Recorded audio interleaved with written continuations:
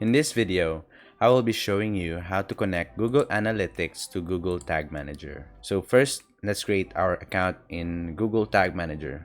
So let's just name the accounts as a sample, and the container would be sample.com. Let's just use the sample for all.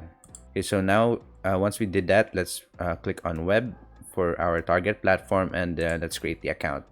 After that, just click on accept the processing terms and click on yes. Okay, so once we did that, let's head on over to our analytics. So let's create a new account.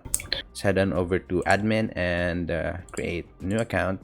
Okay, so let's still name it sample for the same as the Google Tag Manager, and then just click on next. And the property name will be sample, and just click on whatever time zone you are from and your currency that you're using. After that, just click on next, and for us, we will put in arts and entertainment and for a small business size.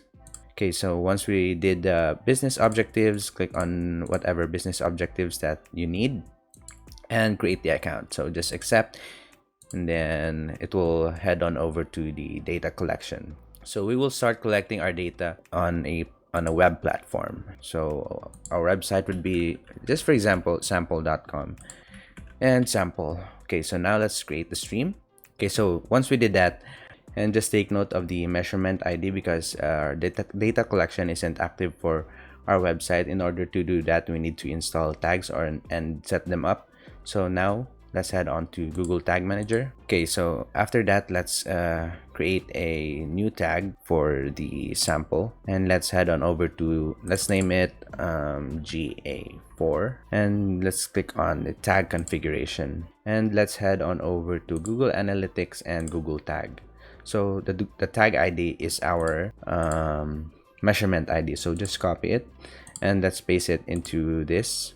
Okay, so click on enter, and now what we're going to do next is click on triggering and put in all pages. And then just save the tag and click on submit. After that, just publish the tag and continue. And while we wait, we're publishing the tag manager.